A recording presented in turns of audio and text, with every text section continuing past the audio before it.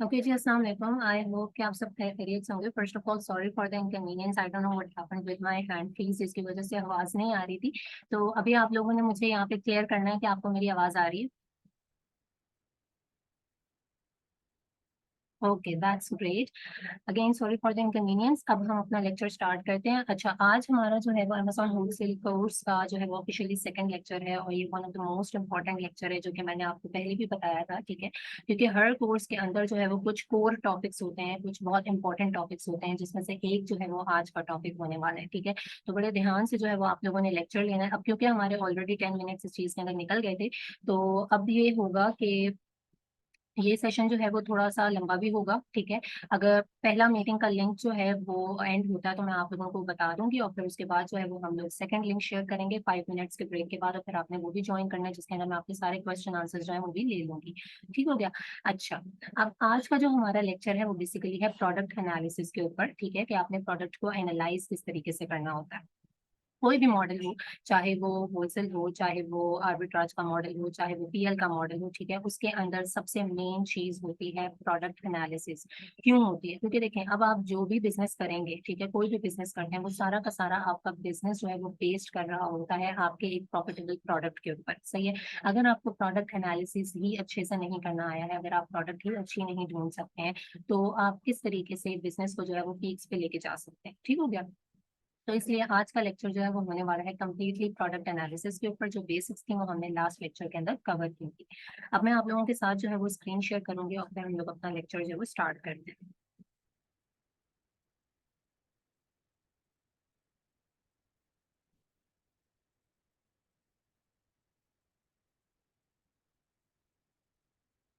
Okay. अच्छा जी, अब जो है सबसे पहली चीज, आवाज आ रही है मेरी?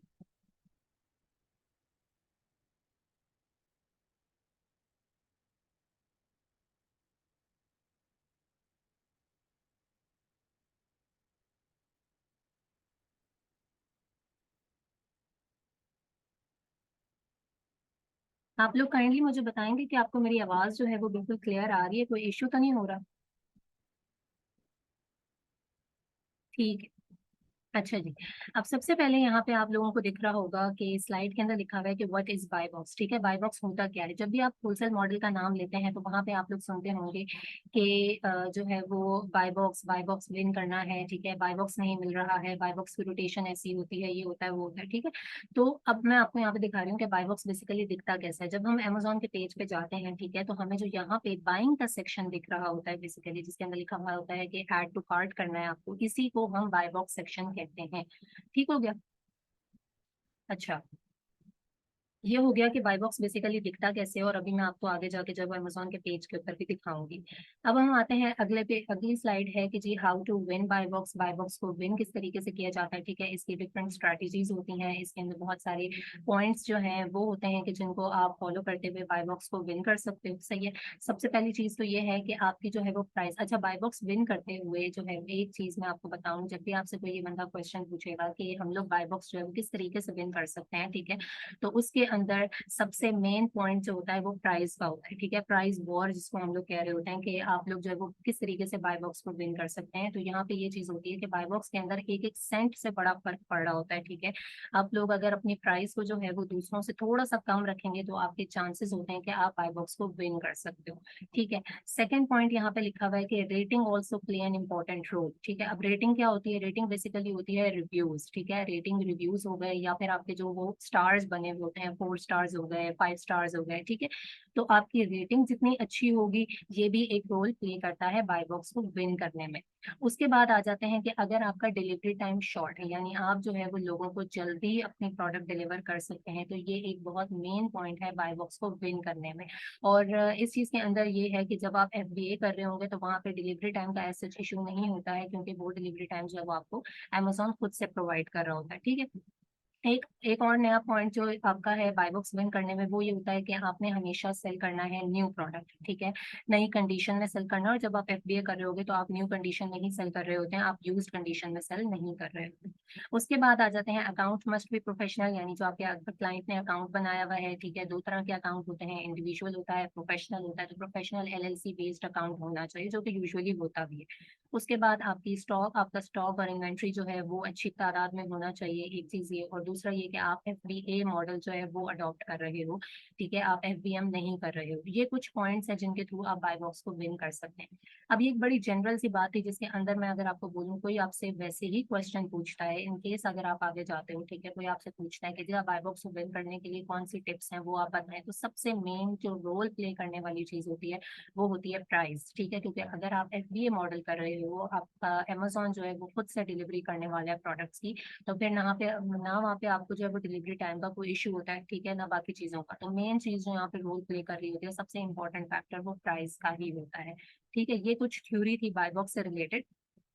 बाकी आगे जब मैं आपको प्रोडक्ट दिखाऊंगी तो आपको आइडिया हो जाएगा। अब हम आ जाते हैं अपने मेन टॉपिक के ऊपर, ठीक है, जो आज का मेन टॉपिक है, जिसके अंदर ये है कि आपने जो प्रोडक्ट हंट करनी है या प्रोडक्ट जो एनालाइज करनी है उसका बेसिकली क्राइटेरिया क्या होना चाहिए, ठीक है। अच्छा, अब ये जो क्राइटेरिया आपके सामने लिखा गया है, ये बेसिकली हमारे एक्सपीरियंस की बेस्ड के ऊपर जो है वो क्राइटेरिया है कि अगर आप इस क्राइटेरिया को फुलफिल करते हुए प्रोडक्ट को हंट करेंगे तो वो प्रोडक्ट जो है वो अच्छी ही होगी, ठीक हो गया।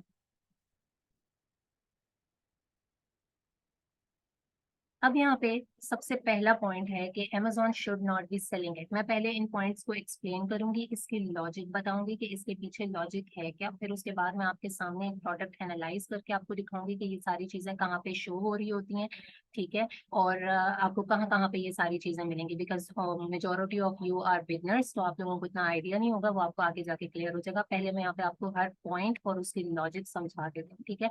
आपने हर एक चीज को नोट डाउन कर लेना है अपने पास, ओके। सबसे पहला पॉइंट, जब भी आप किसी प्रोडक्ट को देख रहे होंगे, जैसा मैंने आपको लास्ट टाइम बताया था कि आपको किस तरीके से पता लगता है कि वहां पे ड्रॉप शिपर है, वहां पे होलसेलर है, वहां पे ब्रांड है, या वहां पे अमेजोन सेल कर रहा है, ठीक है। तो ये पॉइंट तो आई होप आप सबको ही क्लियर होगा कि अमेजोन का किस तरीके से पता लगता है कि जो है अमेजोन सेल कर रहा है या नहीं कर रहा।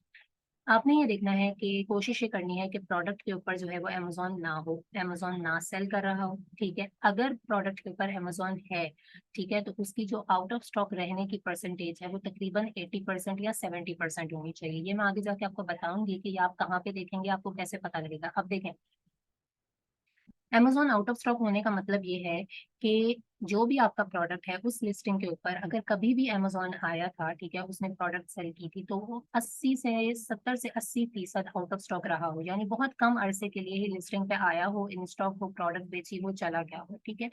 पूरे साल के लिए या मेजोरिटी ऑफ द टाइम के लिए जो है वो उस लिस्टिंग के ऊपर Amazon ना रहा हो, वरना वो आपका एक सबसे बड़ा कंपेटिटर है, ठीक है। और ये चीज हमें कैसे पता लगती है, जब मैं अभी आपको Amazon पे प्रोडक्ट दिखाऊंगी तो वहां से आपको आइडिया हो जाएगा, अच्छा ये इतनी परसेंटेज लिखी है तो हम इस प्रोडक्ट के साथ जा सकते हैं। ऐसा नहीं है कि अगर सिर्फ प्रोडक्ट बहुत अच्छी है और उसके ऊपर Amazon आपको दिख जाता है तो आपने कहा कि मैंने इस प्रोडक्ट को छोड़ देना है, ऐसा नहीं करना है, ठीक है।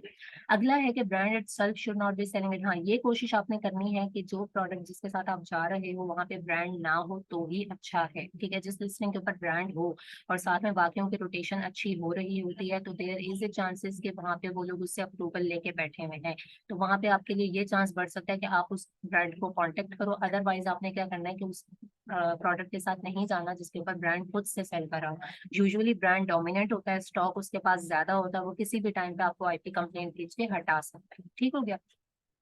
नेक्स्ट अगेन की रेटिंग जो है वो 4 और 4 प्लस होनी चाहिए, ठीक है। 4 से नीचे वाली रेटिंग जो है वो थोड़ी सी अच्छी नहीं काउंट की जाती है। मैंने आपको लास्ट टाइम बताया था कि रेटिंग कहाँ पे दिखती है, वो जो आपके पास स्टार्स बने हुए होते हैं अगर वो 4 और 4 प्लस है तो इसका मतलब ये है कि पॉजिटिव रेटिंग काफी ज्यादा इस प्रोडक्ट को मिली है, अच्छी चलने वाली प्रोडक्ट है, कस्टमर्स को पसंद आती है, ठीक है। रिव्यूज मस्ट बी मिनिमम 400, यानी लिस्टिंग के ऊपर जो रिव्यूज हैं वो तकरीबन कम से कम जो है वो 400 होनी चाहिए। बेसिकली यहाँ पे 400 भी ज्यादा लिखे हुए हैं, ठीक है। अगर प्रोडक्ट बहुत अच्छी है और उसके रिव्यूज जो हैं वो 200 300 तक भी हैं तो इट्स ओके, ठीक है, कोई बात नहीं है, आप उस प्रोडक्ट के साथ जा सकते हैं। ये भी मैं अभी आपको दिखाऊंगी कहाँ पे पता लगता है।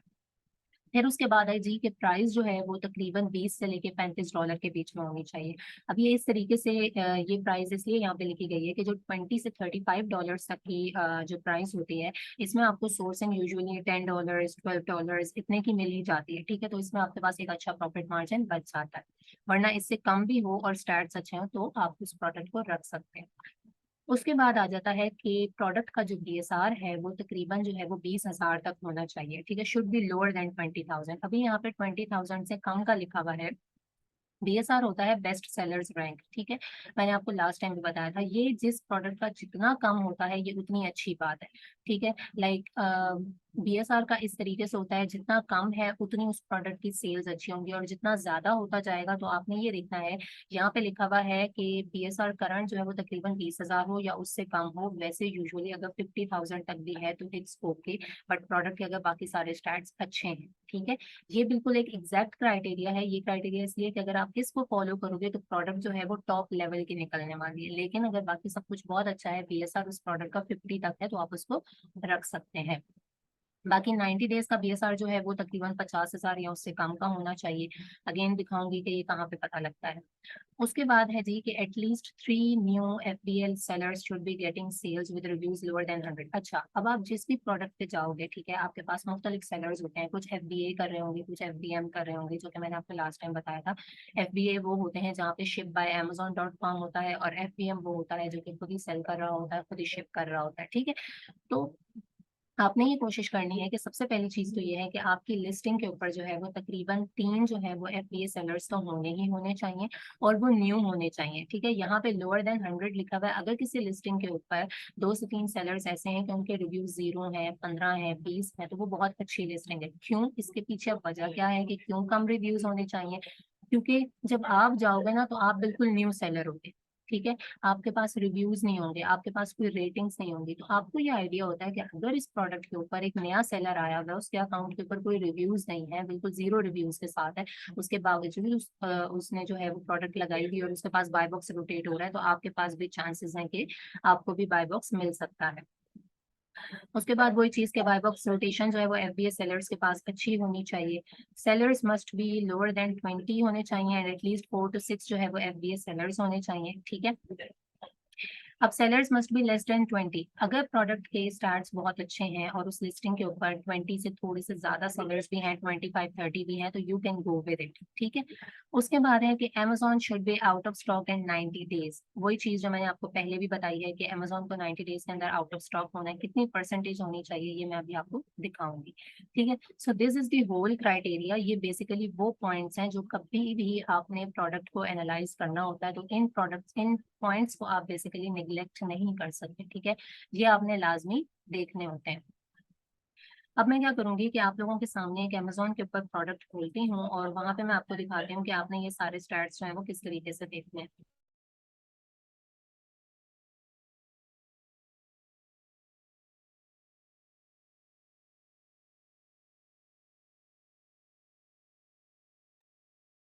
अच्छा जी, यहाँ पे अब हम क्या करते हैं कि सबसे पहले मैं आ जाती हूँ Amazon.com के ऊपर। ठीक है, Amazon.com पे आने के बाद अब यहाँ पे आपने सबसे पहला काम ये करना है कि अपनी लोकेशन जो है वो अपनी USA की रखनी है, क्योंकि जो मैंने आपको क्राइटेरिया बताया है वो USA का है। ठीक है, मेरे पास यहाँ पे ऑलरेडी न्यूयॉर्क लिखा हुआ है। अब ये किस तरीके से चेंज करते हैं, क्योंकि बहुत से लोगों को नहीं पता होगा, जब आप खोलोगे तो यहाँ पे पाकिस्तान लिखा हुआ आ रहा होता है। यहाँ पे आपने क्या करना है कि कोई भी जिप कोड जो होता है ना USA का, आपने वो डाल देना है। ठीक है, न्यूयॉर्क का 10001 होता है, वो डाल के आपने यहाँ पे अप्लाई पे क्लिक करना है, और क्या होगा कि आपकी USA की लोकेशन हो जाएगी।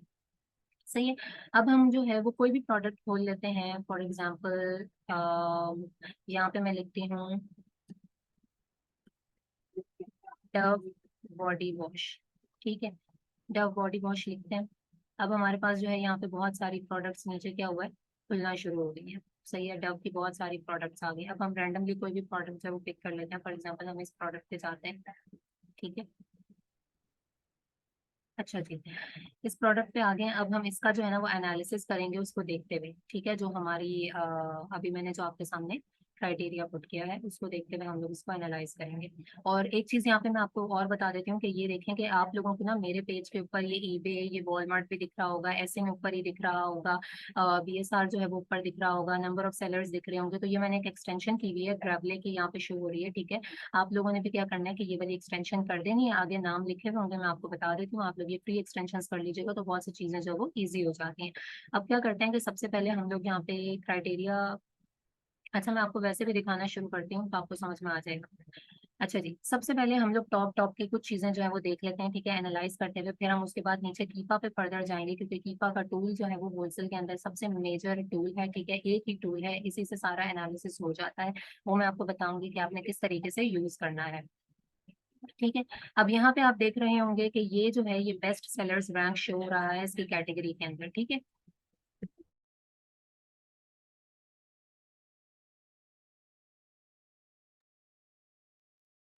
अच्छा जी, ये आपके पास जो है वो बीएसआर शो हो रहा है। बीएसआर जो है वो मैंने आपको बताया था कि पीछे जो हमने क्राइटेरिया देखा है उसके अंदर था 20,000 हो या उससे कम हो, ठीक है। अब यहाँ पे आपको प्रोडक्ट का जो बीएसआर शो हो रहा है वो कितना हो रहा है, 11,000, विच इज गुड।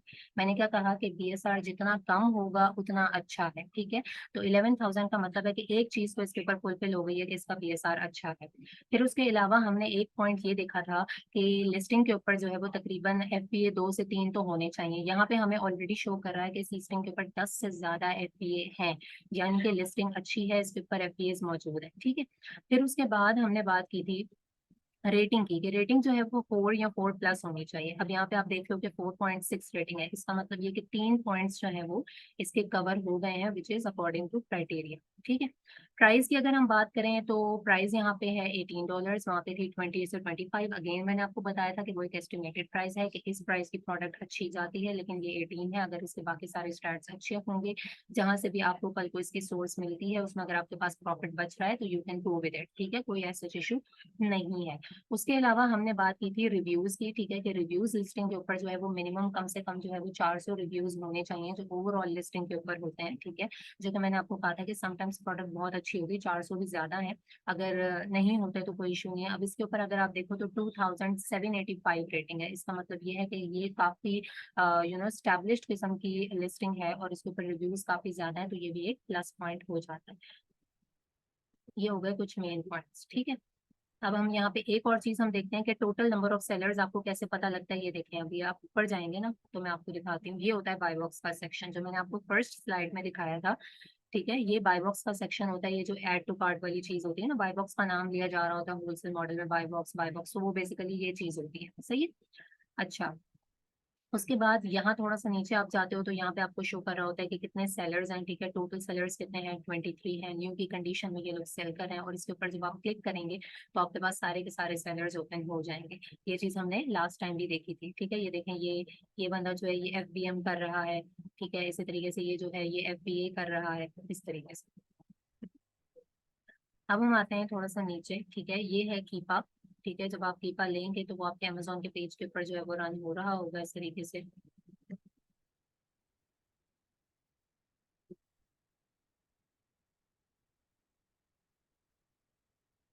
अब यहाँ पे आपको सारे पॉइंट्स जो है वो पता लगेंगे जो मैंने आपको बताए कि आपने देखने होते हैं। अच्छा, सबसे पहले ना अब हम ग्राफ की ही बात कर लेते हैं, ठीक है। जब आप यहाँ प्राइस हिस्ट्री के ऊपर क्लिक करोगे तो आपके पास क्या होगा, ग्राफ ओपन हो जाएगा, ठीक है। तकरीबन ये 90 डेज का ग्राफ है, ठीक है, 3 महीने का ग्राफ जो है वो आपके पास शो हो रहा है। ये जो ग्रीन पॉइंट होता है ना, ये शो करता है सेल्स रैंक को, सही है, कि ये कितना ऊपर नीचे जाता रहा है। अगर आपके पास थोड़ी हार्ट बीट टाइप की लाइन है, ठीक है, तो वो ग्राफ के अंदर जो है वो सही कंसिडर की जाती है। अब आप अगर यहाँ पे देखें, इसको देखें, अगर आप क्या कहते हैं बीएसआर को, तो ये यहाँ से शो कर रहा है कि ये 8,000 बीएसआर था, ठीक है।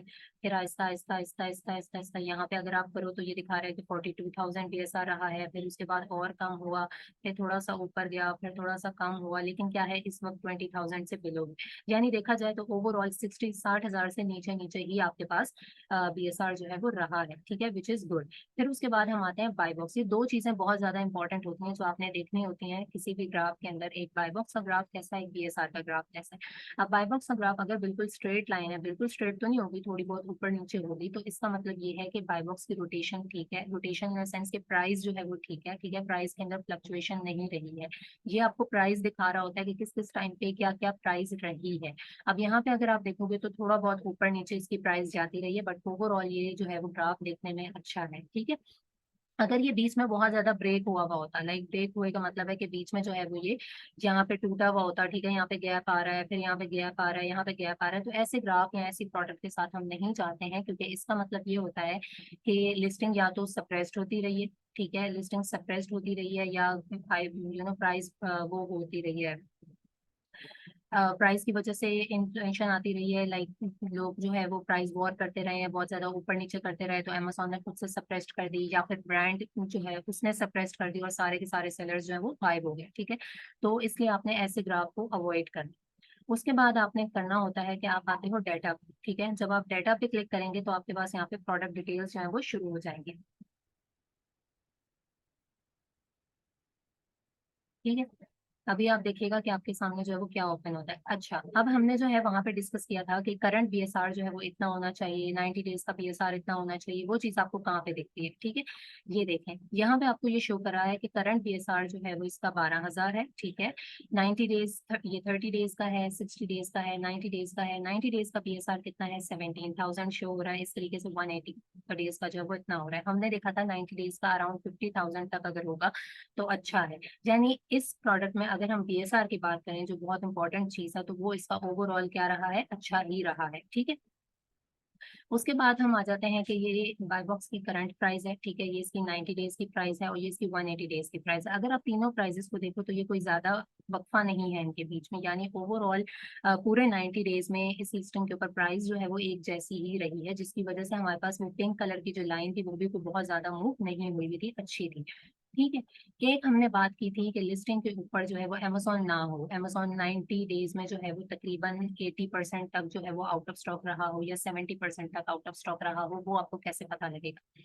अब ये देखें, यहाँ पे शो हो रहा है कि Amazon 90 days out of stock, ये परसेंटेज आपने देख लेंगे। अब ये लिखी हुई है 99%, जो कि बहुत अच्छी है, 100% भी होता है, ठीक है। इसका क्या मतलब है कि 90 डेज के अंदर 99% अमेजोन आउट ऑफ स्टॉक रहा है। आउट ऑफ स्टॉक का मतलब ये है कि वो लिस्टिंग के ऊपर आया ही नहीं है, कोई बहुत ही कम टाइम के लिए कहीं आया होगा, लेकिन 99% इस लिस्टिंग के ऊपर अमेजोन कभी आया ही नहीं है, ठीक है।